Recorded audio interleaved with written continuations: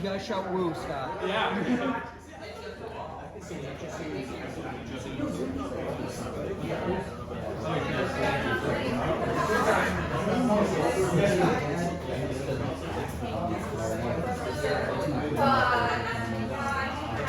He's leaving.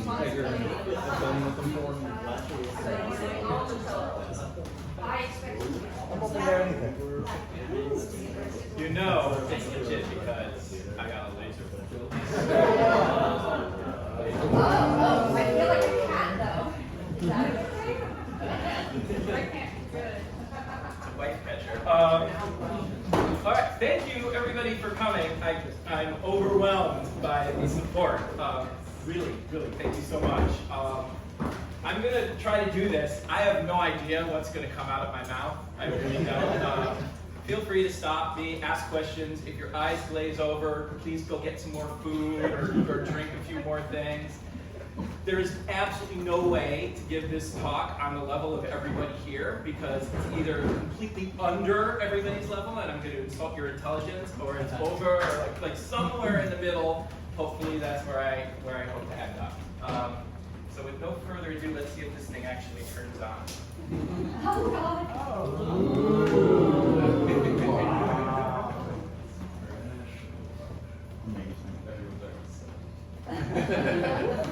Color. Sound didn't work though. We'll fix that later. Okay. The Spikeputor. Here it is. It's on. Now let's give it something to do while we're waiting. I told Kathy, like about 6 months ago, that I really hoped that I could get this done around my birthday time, because wouldn't it be super cool to have a party where the Spikeputor is calculating pi in the background? I really said that. She really couldn't believe I said that. I believed it when I was unsure of it. But the actual pi instead of I love you're having issues with the computer you didn't build. Yeah. Nice.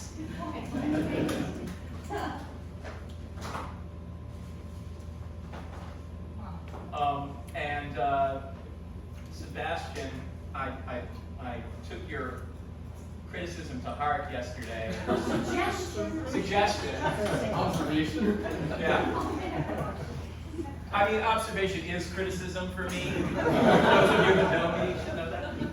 So let's calculate 200 digits of pi in the background while I'm doing this talk. Let's see if it actually works. What was it? The suggestion? The suggestion was to put a little thing that shows that it's doing something, so that you're not surprised. Is that? It's a little animated ASCII art there. Oh, I see it. Spoiler alert, the first digit of pi is going to be 3. Oh, there it is. All right, and thank you. Good night.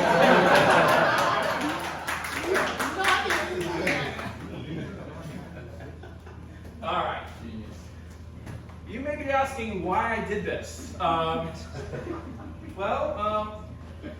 I've been using computers since I was 8, which in the 1970s was kind of a big deal. Like, kids use computers now. You've got computers in your phone that are a million times more powerful than what's behind me.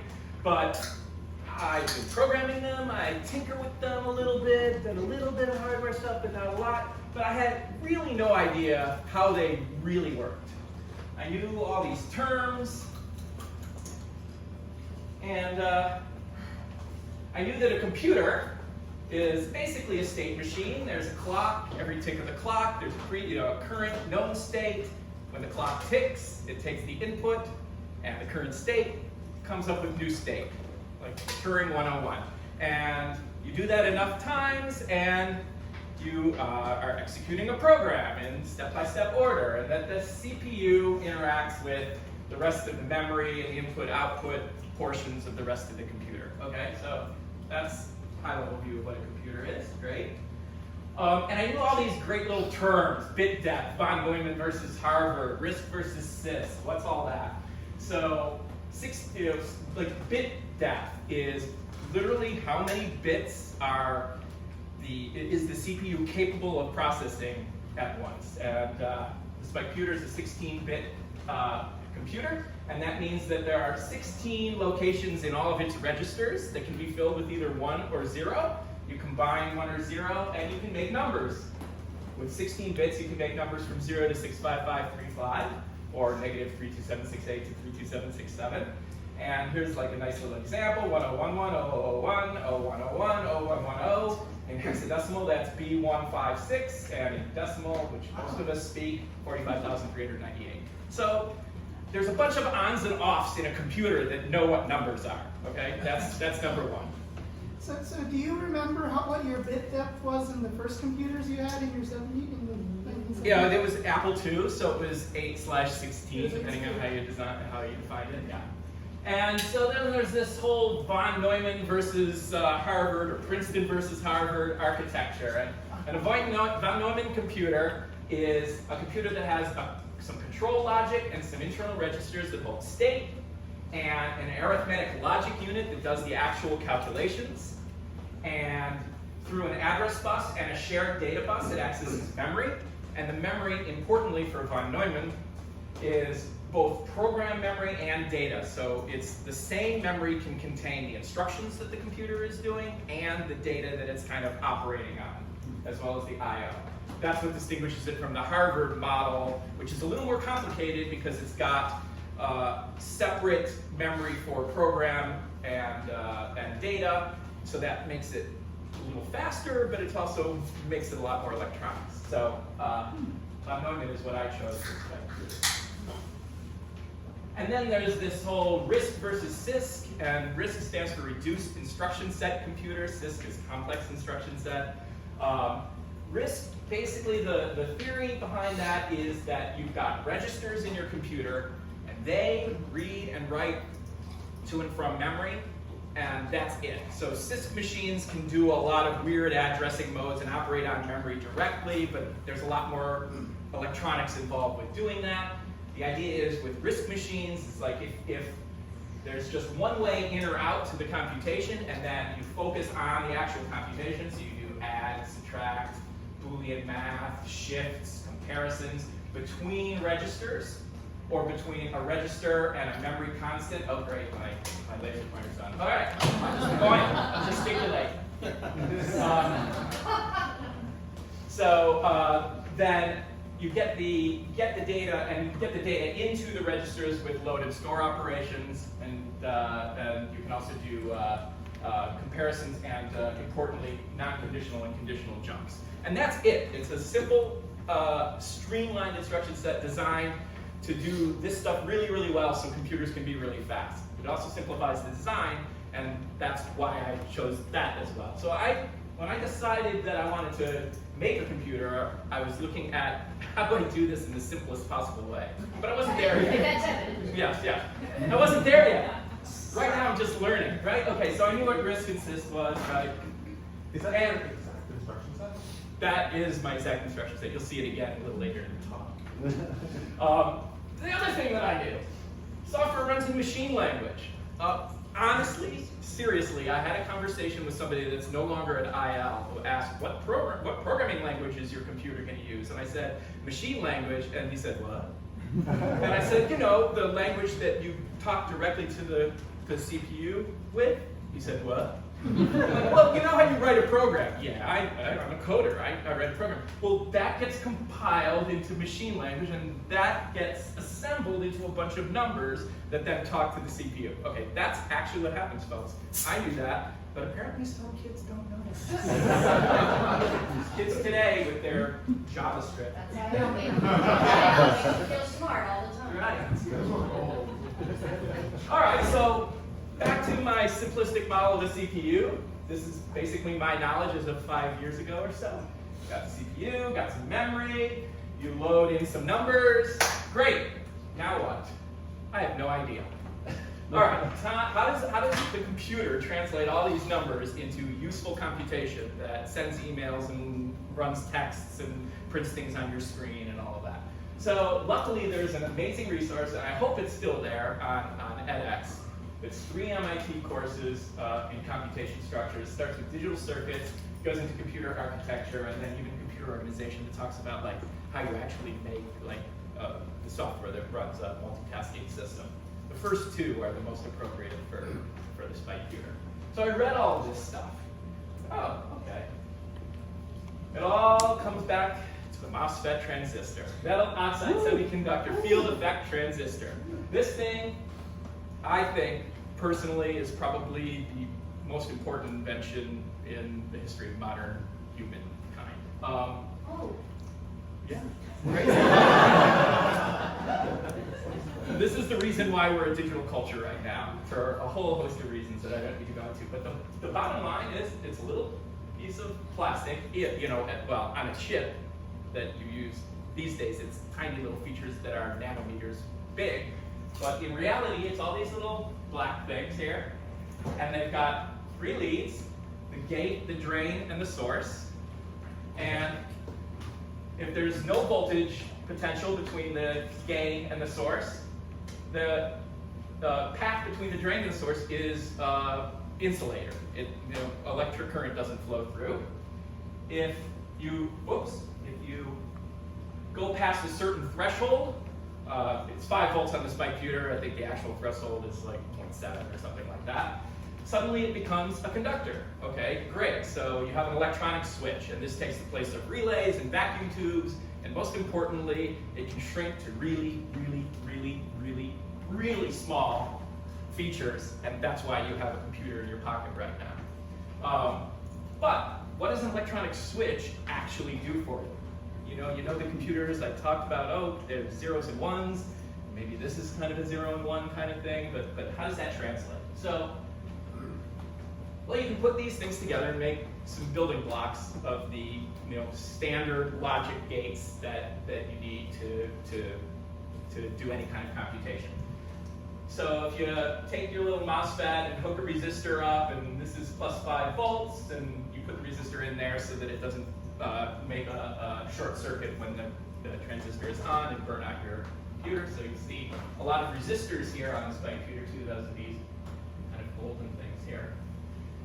If you have a signal here that's 0, so this isn't conducting, so the plus 5 volts can basically come out of the output, and now it's a 1. All right, we made an inverter.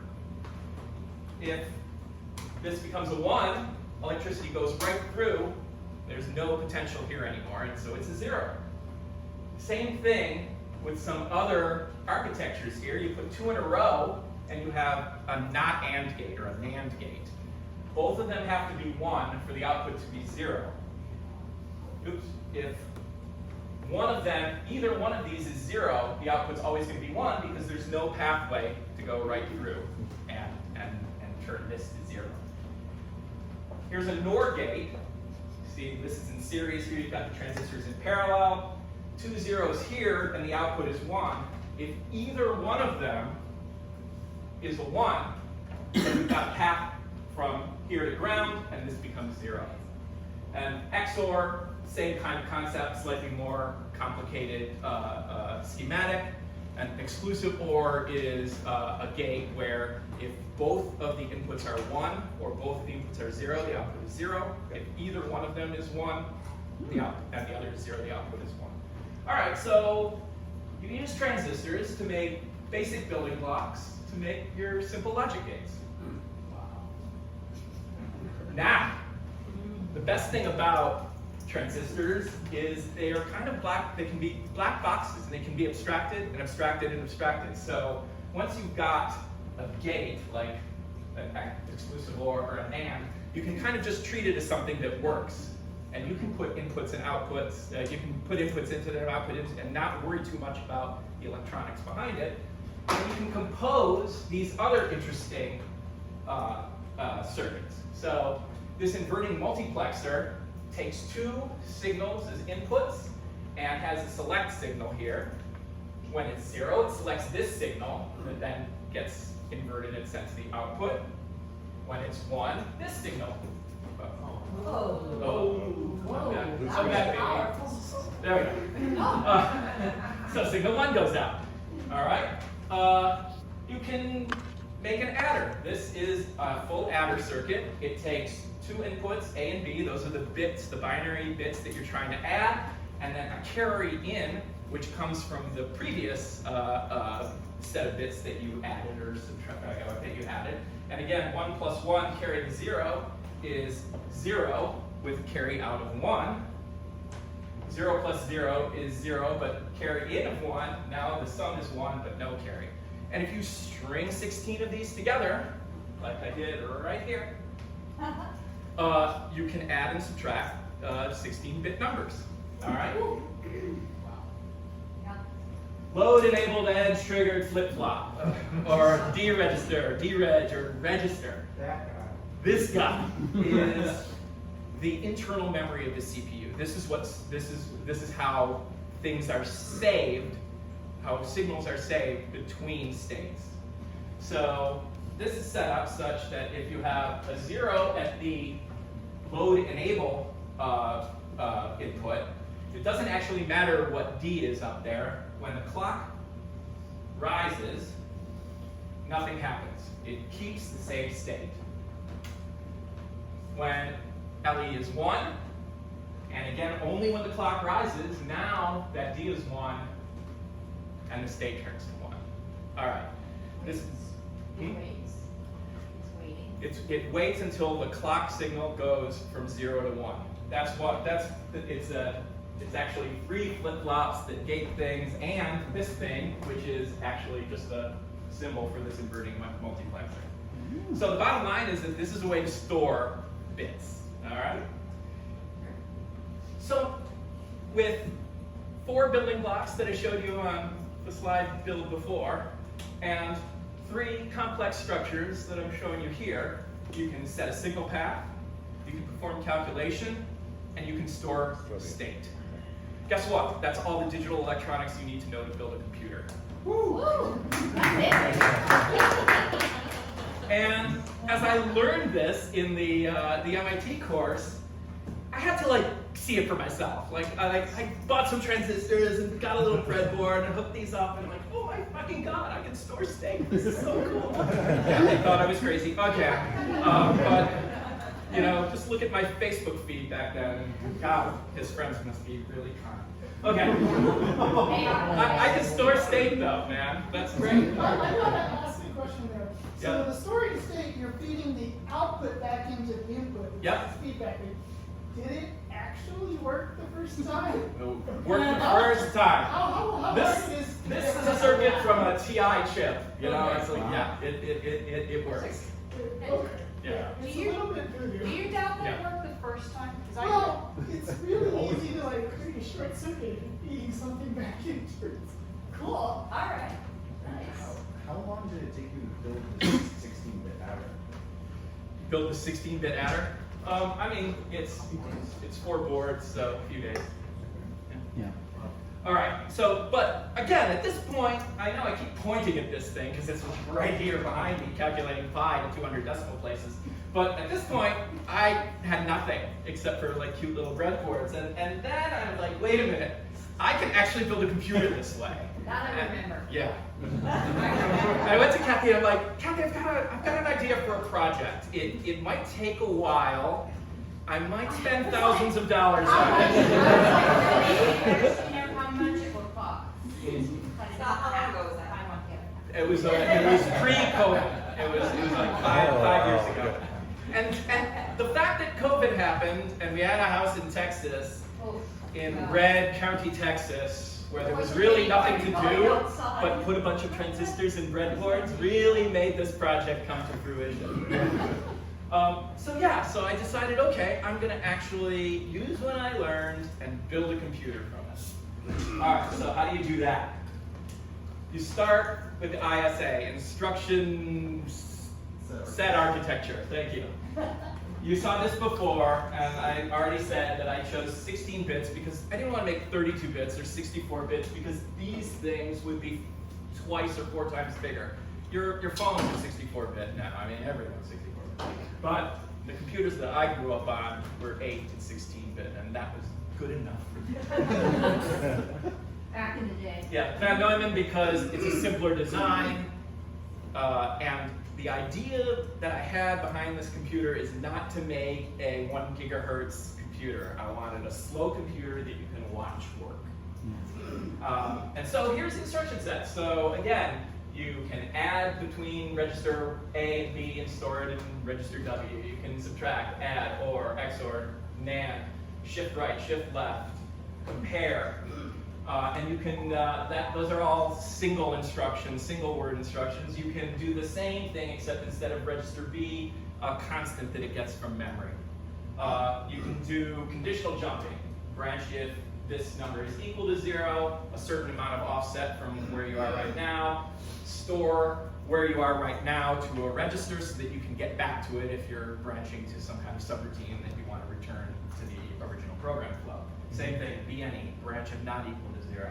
And then jump is a non-conditional jump, just go somewhere. Load and store is, like I said earlier, how to load and store from the rest of the memory. And the rest of memory in the Spikeputor case are the only chips on board the Spikeputor. There's these little chips up at the very top.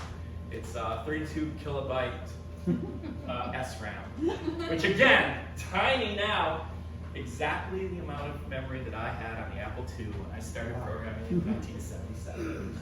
Okay, so you start with defining your instruction set. Now you have to figure out how to make that work.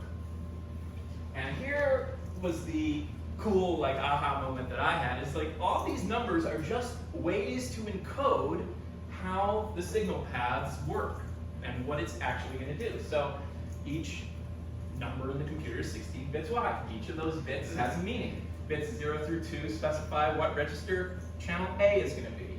3, 4, 5, what register you're going to write to. 6, 7, 8, what register B is going to be, or a special code for a branching or a load or a store operation. Bit 9, whether this instruction is a branch, load, or store operation or not. Bit 10, whether a constant is needed for the operation. If it's 0, this is a one-word instruction and it's going to be between registers. If it's a 1, this is a command that requires an additional word to be loaded in. And then these top 5 bits set up what is called the ALU function.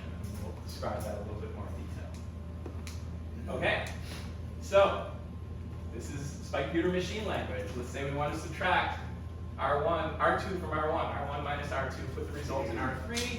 That gives us this instruction 4889, which, as you can see, 001 sets up register A as R1, 011 sets up register 3 is what you're writing to, 010 is register 2. These are all binary numbers, right? It's not a load and store operation. It doesn't need a constant. And then this 01001. 01, the first 2 binary digits select which module in the ALU it's going to use. There are 4 of them. I'll talk about that in a second. And then the last 3 talk about kind of what that module does. In this case, 001 is subtraction, 000 is add. So that's the number that it sees when it's running the program, and it knows what it needs to do from that.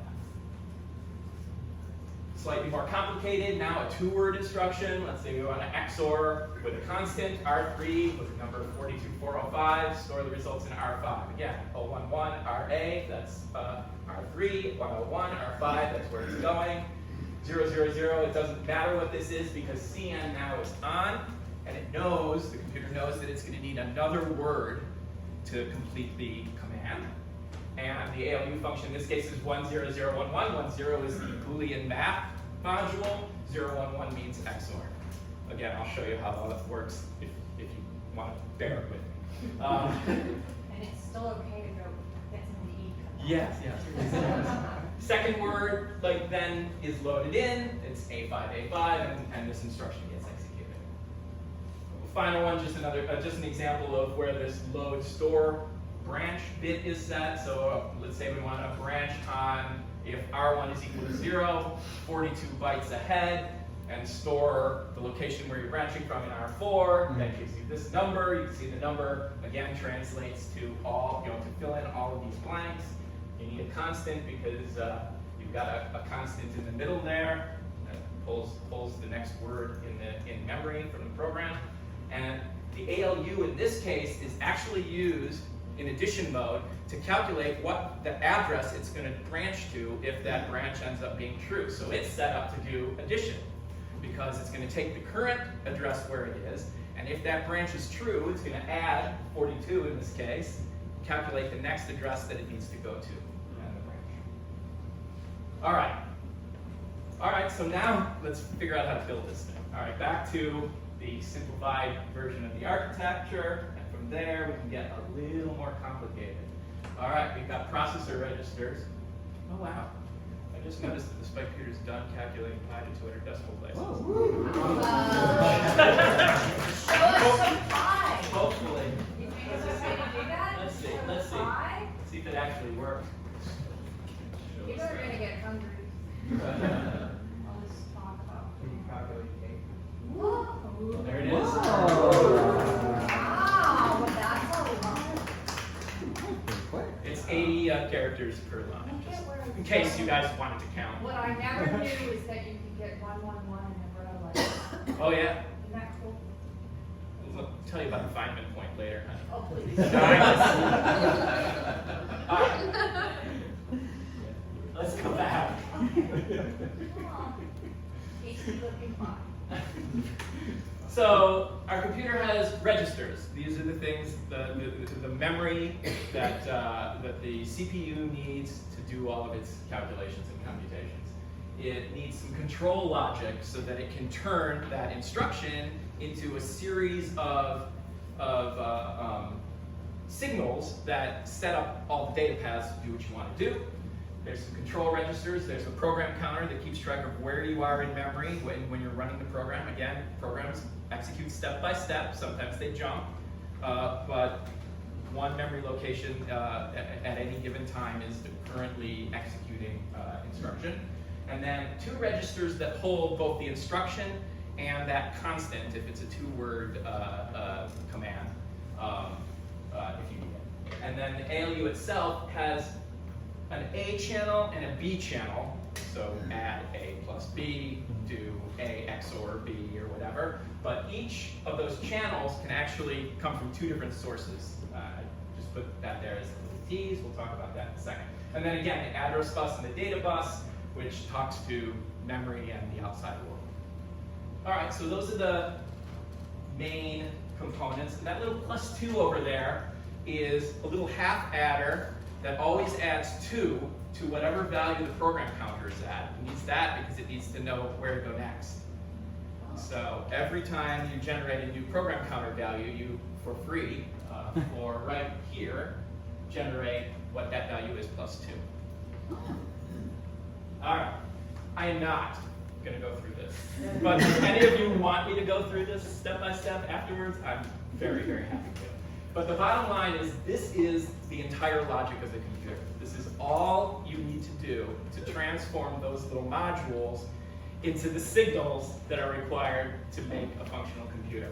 Sure. And so the blue text there, those are all signals, control signals. Signals that set the data path, that set what those multiplexers allow through. Signal 1, signal 2, module 1, 2, 3, or 4 from the ALU. Which register goes out, which register gets saved. The greens are all data inputs.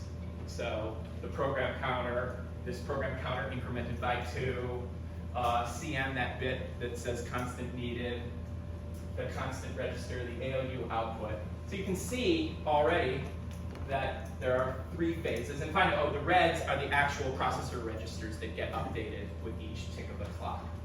So it's a fetch, maybe fetch, execute architecture. So you fetch the instruction. In the process of fetching that instruction, you see if you need another word or not, and then you execute. What does that actually look like? It looks like that. Sure. I mean, you know, QED, right? You got this. So the white arrows are these control signals that I talked about in the previous slide, and the dark ones are the data. So the processor has 3 different inputs. It can, one of the inputs is the ALU output, right? So if you're adding 2 numbers, the output of the ALU comes back on top of the registers and gets stored in the register where you want it. the registers are, one of the inputs of the registers can be the data bus. So that's pulling memory from, pulling a value from memory. And this one way over here is, way over there is the increment PC. So again, whenever it branches, it offers the opportunity to save the address that it was at, so that if you're branching to a function and that function completes, it knows to go right back to where it came from. Control logic, you can see, is loaded with signals. I'm going to blow each of these up in the next few slides, and then we'll be done. So we're coming down the bones right here. You'll see. The ALU, now you can see that it has register channel A or register channel B as inputs, but also the increment PC. That's so that it can calculate where it needs to branch, or the constant, because if you want to do some computation on a constant, it finds its way into the ALU. And again, these control registers, program counter, instrument, and constant. All right. So do the clocks mean these boxes get a clock input? Also? Yes, exactly. So the only thing really that doesn't get a clock input is the ALU. It's really dumb. You put values on top of it, you tell it which signals go through and what it needs to do, and as soon as it is possible, down here at the bottom, the output, it outputs it. It doesn't need any state. Everything else needs to store some state. So whenever you need to store some state, you need a clock so that you're not just running amok. It's like if there's two people going through a little turnpike bridge and the thing opens, you want it to only let one car in at once. Otherwise it's chaos. All right, so let's focus on the control logic for a second. So looks super complicated. It's actually the most complicated in terms of the logic. I'm not going to go into it. It's also the teeniest part of the computer. It's this little white square rectangle right up here. Everything else is bigger because it's all like multiplied by 16 bits. But with just 50 or so transistors, you can get all the logic you need. And again, these are the inputs to transfer the instruction, the CPU phase, whether it's fetching or executing, whether it needs a constant, and whether channel A of the register output is 0. That's so that it can make those branching decisions, and then reset. That is all you need to know what the state of all of the control signals are, so that it can do the right thing on the next step. And then those are all the outputs of that, plus its own little register that can store just 2 bits, which is the CPU phase 0, 1, or 2. And the output of the CPU phase goes back into the input here. The output of this is the next phase and a bunch of other control signals. All right? And that, like I said, is right here. One thing I'm not going to talk about is, on the slide, is this one here. This is a clock. The clock is a ring oscillator. It's just basically a feedback loop that goes up, down, up, down, up, down. You can change an RC circuit, for those of you who know what an RC circuit means, a resistor capacitor circuit.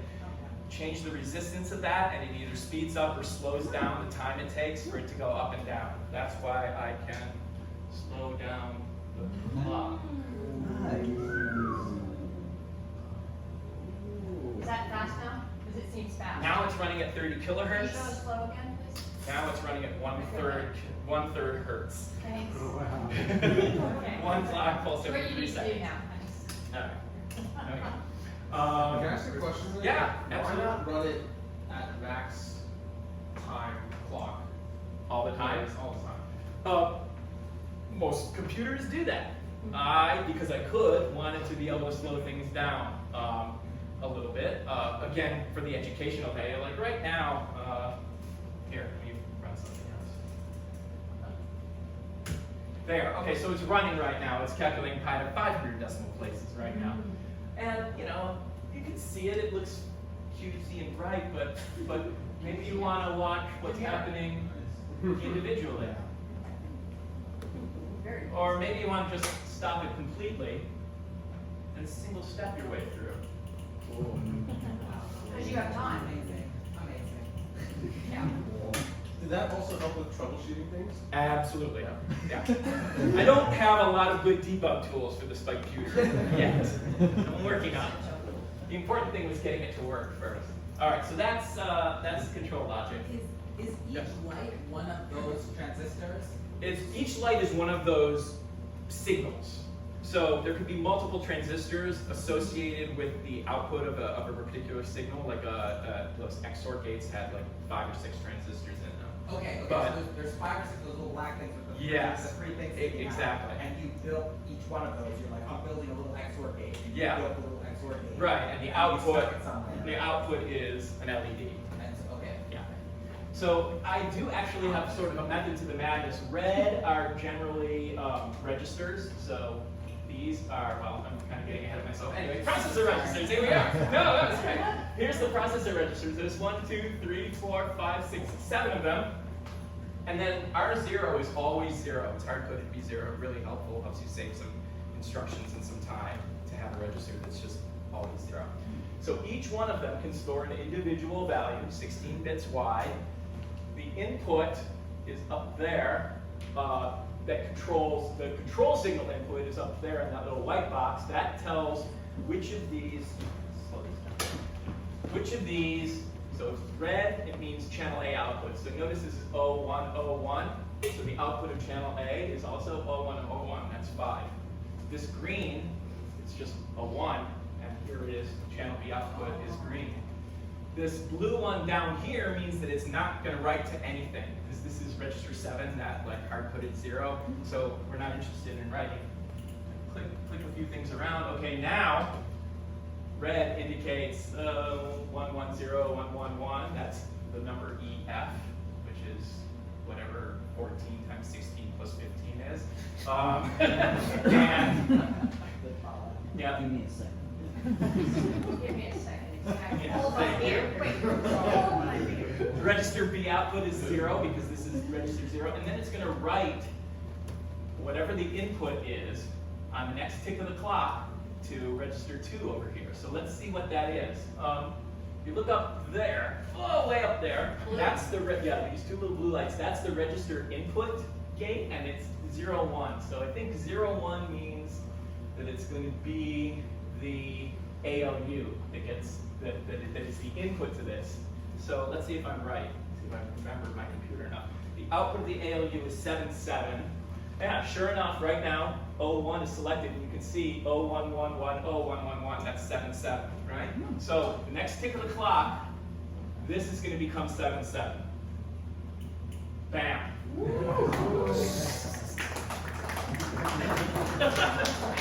I mean, that's going on your phone a billion times a second. 4 billion. I mean, it's crazy. Okay, so that's how registers work, sort of. Here's the ALU. So we've got a compare module, an arithmetic module, Boolean module, and a shift module. So this is the input to the ALU. Remember I said that each one of them could, either A or B can have 2 different inputs. So those 4 inputs come in through here. Sorry, here. 1, 2, 3, 4. This is channel A, then this is channel B. And this little LED says that the input here is from this one, which is the register. This little LED over on this side says that the input is this one. That's from the constant register, which is 0001 in this case. Yeah, 0001. 77 here. And you can look at the ALU function, which is that over there. It's a control signal and decode it, and it looks like it's going to do a shift operation, and the direction of the shift is going to be on right. So this is the shift register, or the shift module. This is the module that, this is the module that adds, this is the module that does binary arithmetic, this is the module that compares. Since the shift register only shifts in one direction, I made a little reverse block here, so you can shift in the other direction. So when you want to shift in the other direction, it takes the input and just literally reverses it. It does the shift in the same direction as before, and then it reverses it over here. So I didn't have to make a right shift and a left shift. I can use the same one. Just made it And yeah, the output in this case is 3B because we are shifting 77 one bit to the right. So that's 1, 2, 3. Yeah, exactly.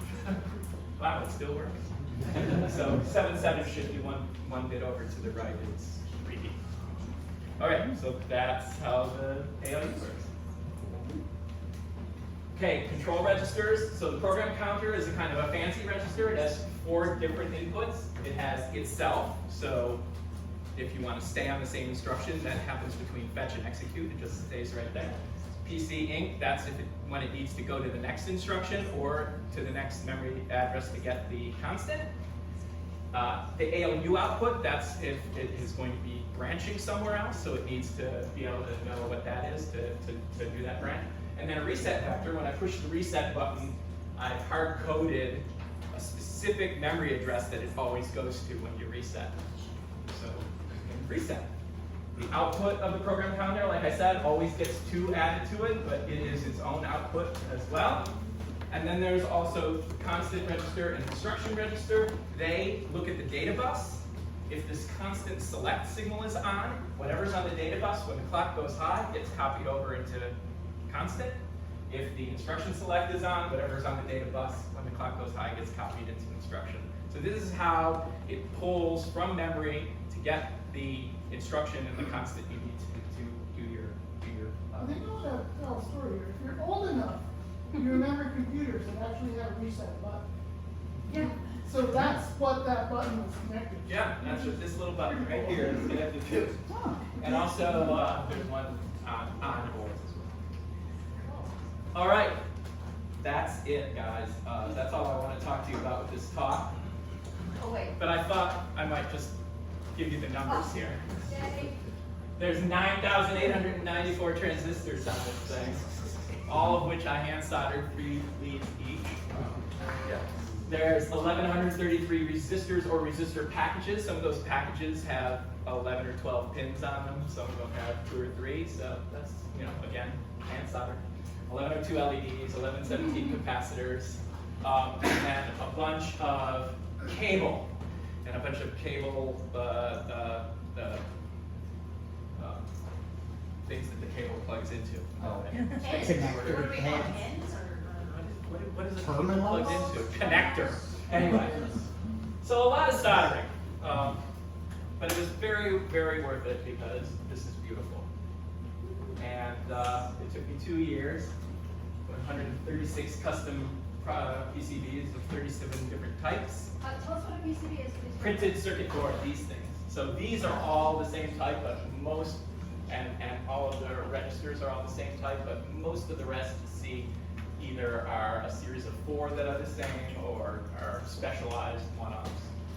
And about 40 meters of ribbon cable. And also the amazing support of my colleagues at the Industry Lab who got to witness me be sad and happy and jumping up and down and like... I got to catch a big board with a... Right, that was falling. Justice, help me, please! Save the register board. And also, I would be remiss if I didn't point out that front row Paul Bruno made these 4 boards. This is what I mean by my Facebook friends. I'm like, okay, I'm soldering, 54, register boards, and Paul's like, oh, I want to do that. Really? Yeah. All right, I sent it to him. He sent them back. He even built a little test bed for it, made sure that they were working right before he sent it back to me. So, way to go, Paul. So what part took the most time? Was it the planning of how to make it or actually the actual soldering? What was... Yeah. Fixing one problem. The soldering took the most time, like in terms of labor. I mean, it's labor. Somebody asked me, I think even today, like, how did you solder so many things? It must have been miserable. And I said, it's actually kind of meditative. You kind of get into a zone. Watching metal flow is really cool. It really is. You're like heating up, you got liquid metal. It's like, as soon as it becomes liquid, the surface tension makes this real little tent, and like, it's magic. It's amazing. So I had to do that I don't know, 50,000 times or so. But it was really cool. But yeah, there was a fair amount of debugging. Every now and then, some of my designs didn't work. I had to rework them. Sometimes I was able to rework them on the board by like scratching out a few the traces and making wires jump on the other side. And sometimes I had to like get a brand new board being made. I mean, you know, Elisa's question, to her question, Yes. what took the longest? Don't you think it was the glitch? Yeah. So some I know of you you, don't wanna remember. some of you in 4A may know about the Yes. glitch. Or 4, or the world. So as it turns out, the type of memory chip that I was originally using, just for some reason, and I still haven't figured it out, and I still sort of don't care, but I still sort of do, and one day I'll figure out why, just wasn't compatible with my setup. And most of the rest of this, if something failed, if there was a bad transistor or a bad trace, or I didn't solder something right, or a bad design, I could track it down, because things fail at the bit level, and when you're single stepping through, you can see when something goes wrong. But with the weird memory glitch, it would work perfectly for like 10 million, 30 million operations. And then every now and then we just give a bad result. Just the most ridiculous, like intermittent error, and it drove me very, very close to the point of madness. And this was like over the last couple months. I was finished with this. Weren't you sure it was something you might have soldered wrong? Yes. So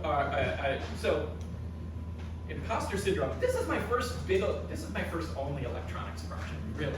So I thought, there's no way that it could possibly be anything other than something that I'm doing wrong. And it took me 2 or 3 months to finally just buy a different memory chip and plug it in. And sure enough, it worked fine. Are you saying that something you bought failed? Yes. The irony of the Spikeputor project. Thank you, Kathy. I love you. Is that the only thing I didn't build with my bare hands was what was done. She got me there. Well, Thank Ryan you. got it Thank started, you. thank you. Any other questions? Yes. For your operations where you have like 2 registers of input Mhm. and then another register for output, Yeah. is it okay with setting the output register to be one of the input ones? Yes, absolutely, because again, nothing changes until the clock ticks. And when the clock ticks, that the contents of that operation get fed back into the original, and the time lag. It's all about time lag, right? But the time lag and the timing is such that because you're latching in that piece of information effectively immediately. I mean, faster than it would then propagate down and change that number. That it makes the change. That saves you quite a bit of coding and register use. Oh yeah. You can definitely write back to the same register. And indeed, when you're like designing a real computer, like you do, you have to be really, really careful that your timing is such that if you want something to happen up here and it has an impact, it can't impact things and cause this feedback loop and have things go awry. The timing has to be very rigorously controlled. With the Spikeputor, the transition times of the Spikeputor are by design slow. They're on the order of microseconds. Again, in your phone, it's like nanoseconds, or and the length of wires makes a difference. Reflections of wires and cables make a difference. There's a lot of sins that get covered up when you have a slow computer. Reflections, I thought they were looking at themselves weird. Almost. Yeah. How do you debug the different modules separately? Were you able to do that, or do you have to wait for everything that you're No, I absolutely debug each one individually. I had a little Arduino test bed, fed it all possible inputs, looked at all possible outputs, repeat, random, increment.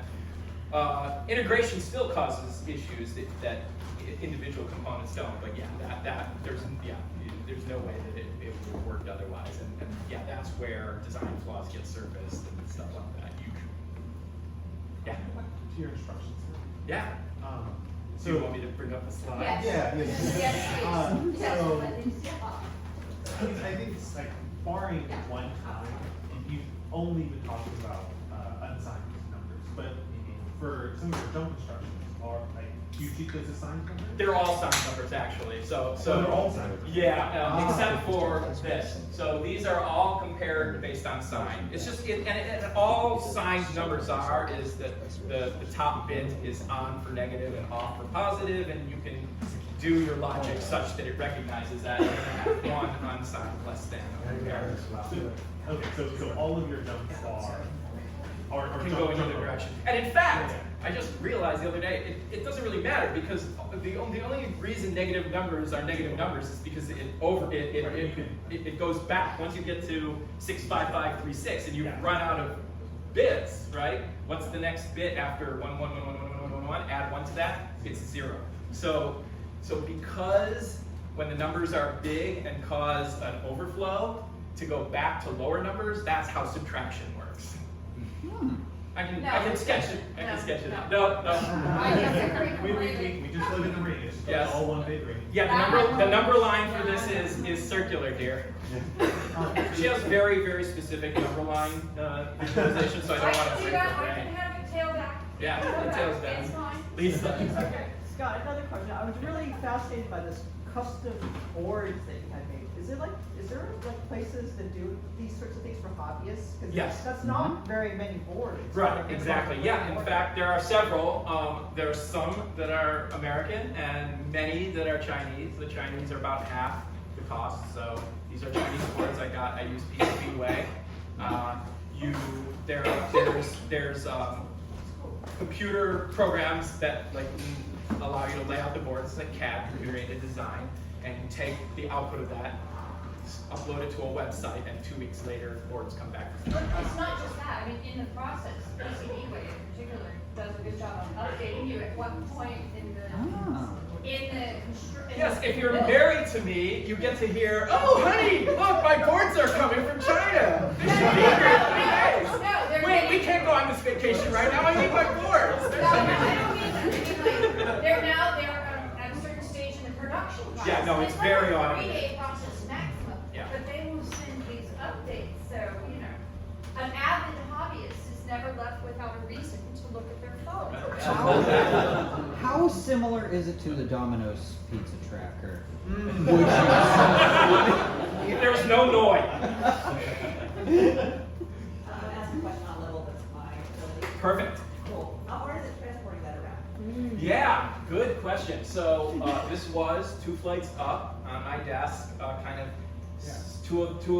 You can, I don't know if you can quite tell, but there's 4 different pieces of wood that are just crunched together. So there were 2 of them that were laying on the desk and 2 of them that were kind of like this, which one day one decided to timber and Justice helped me before disaster happened. Thank you, Justice. No problem. And yeah, so they were like 10 pounds or so each, so not that bad. But yeah, but all of the cables that connect in between these boards have to be removed.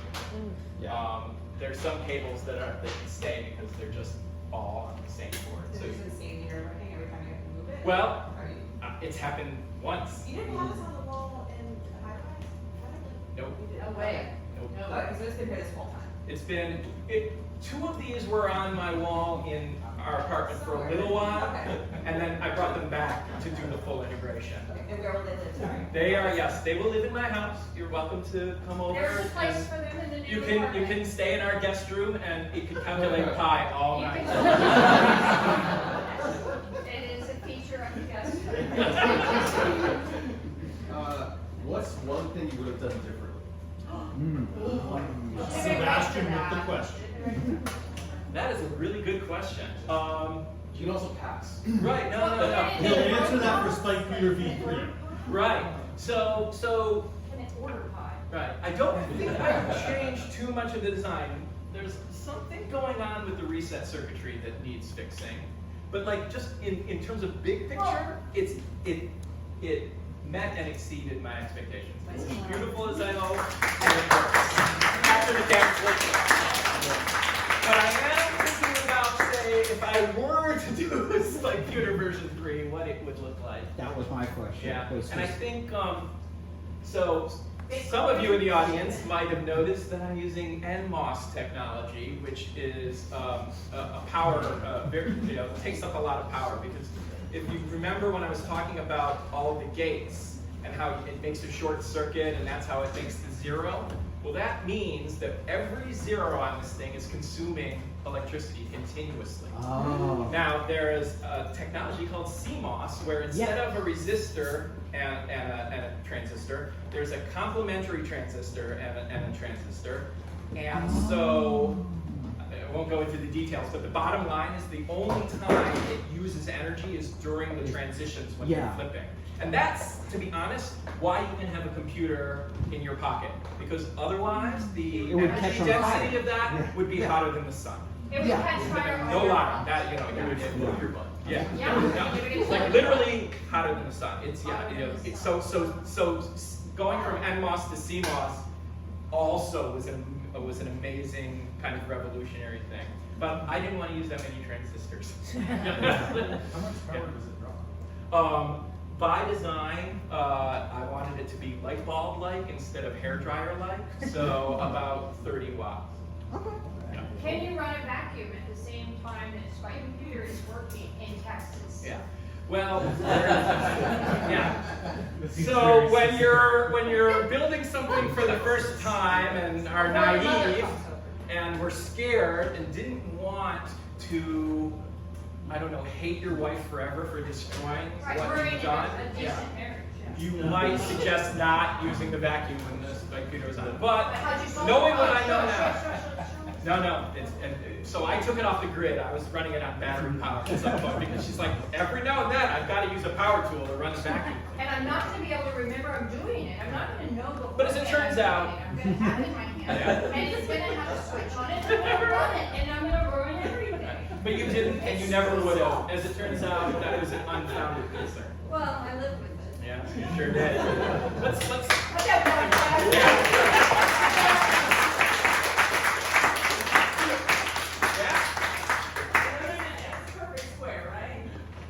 No, it's not quite. It's 32 each. It's 64 by 56 inches. Determined to keep it in a certain size? I wanted it to be as small as made sense, and so when I was designing the registers, which is the first board that I did, that kind of set the size of things. And then everything else, you notice, like, there's lots of open space here, because I only wanted the ALU on one board. So, but I didn't want it to be smaller or different shape. Very organized. Thank you. But Thank it's you. not the same thing that was on the wall in Texas. I need to make sure you understand that in Right. Texas we could have inexpensive real estate at a cost slightly. Yeah. And we spread it out, and there were additional wires That was that, like 30%. that you could follow a path of the signal as it went from one place to another. So like this is, when you asked the question, was there a thing you do differently? This is it. Like there was version 1. Yeah. Yeah. Version 2 is everything that I would have done differently. And Kathy is talking about, it is designed and even has a module right here to run electroluminescent wires to show the data paths. That was my stretch goal. Sorry guys, didn't make it. Should have been more generous on Kickstarter.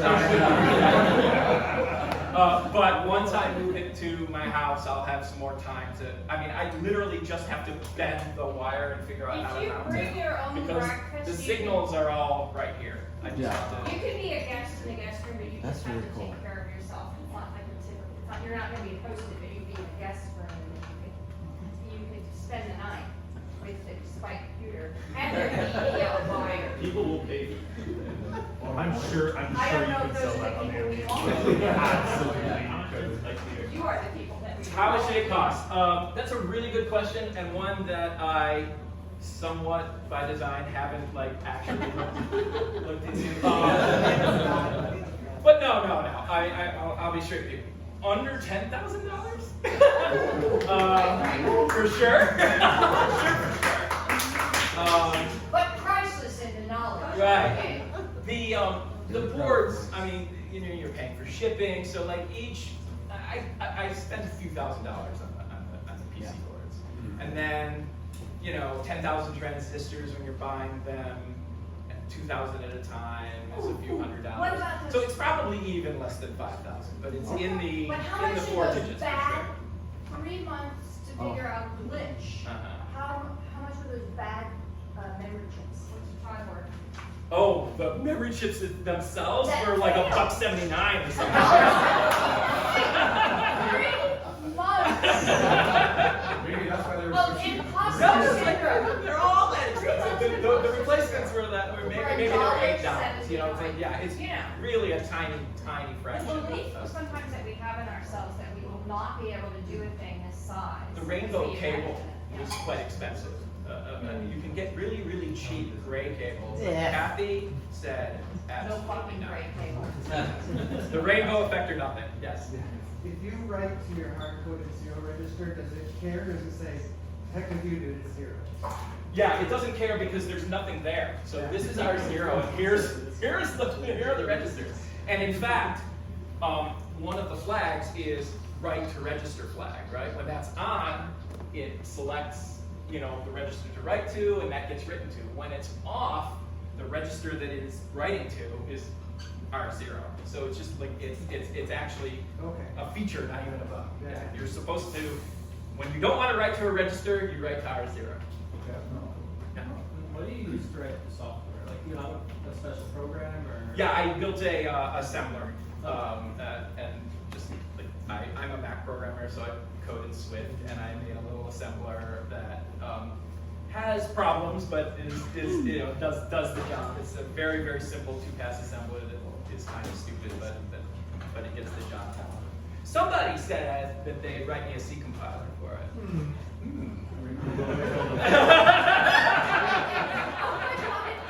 Very demure. Very demure. You need to learn to I was gonna say, Yeah. How do we know that your Macintosh is not doing all of them? Oh, that is a great question, Kathy Cannon. Because still works. What did you just do? Unplug your, oh my god. Oh no, I broke it! It's never gonna work again. I really don't know what it's doing. Anyway, yes, you can absolutely run it in standalone mode. Okay. Well, makes sense. Yeah. Then we. Unless I just destroyed it. We're not at a party that's Can you run it on a vacuum? live. Yeah. Can you show the switch? Switch. Oh, yeah. Yes. It's another thing that I need to mount this thing. So this was $100 and worth every penny.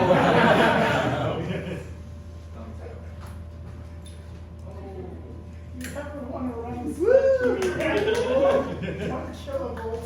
What we don't know is that in another room in a closet, there's a person coming to life. Slowly. We have like Right, exactly. Life before flight. You have to have that switch. No, that was an eBay purchase. It has. Any other questions? I can oh God, so many questions. This is great. Go for it. Yes. All right. Kathy, will you give me a drink? Somebody get up. Look, there's a little path. There's a path, there's a way out. So anytime an operation occurs, it sets things in that way. Yeah. You have that, you have to, like, branch on equal, branch on not equal, you are feeding it the things that it needs to look at. Was that a decision you made, or is it a static byte like too complex? Yeah, I mean, risk architecture doesn't require it. There is like I said, there's a register A equals 0 flag. That's right here. It's a little NOR tree. So all 16 bits go in, and if any one of them is on, then the result is 0. If they're all off, the result is 1. That gets fed into the control So you circuit. have like a status byte. Status bit. Oh, Yeah. So you have a status bit as Yeah. opposed to okay. It's like your room listed on Airbnb. I'm not putting it on that table. Spikeputor is a super ghost. Yes. Yep.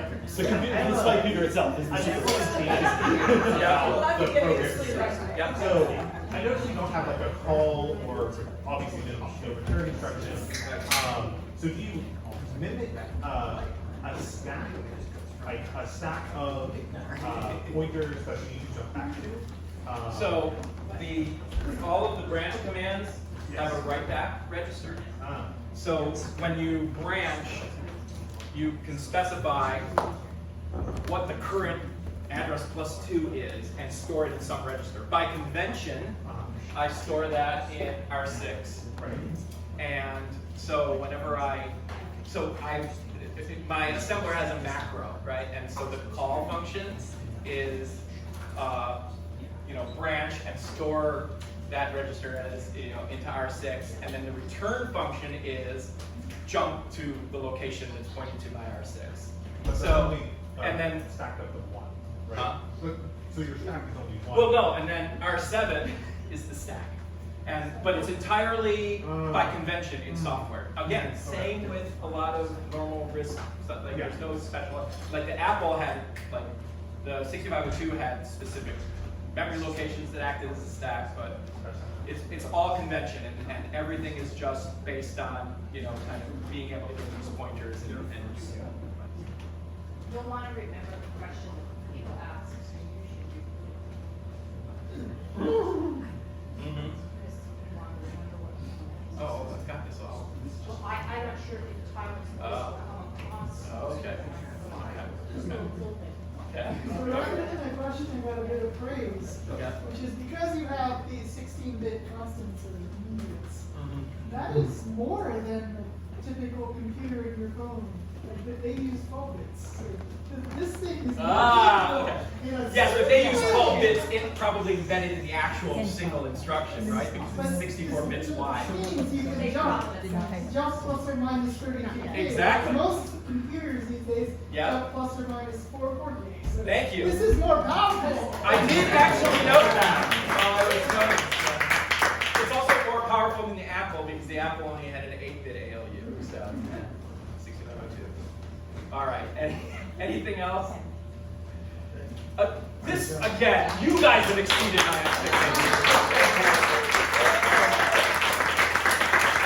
I really know that I'm in the right place at IL when I can get this crowd for back. All right, I'm going to set up some demos. You guys are welcome to come and play with them. I've got a blackjack game, a few other things that you can run on the Spikeputor. And in the meantime, eat, drink, and we'll clear that up and bring out some cake. Great work, Scott. Jim,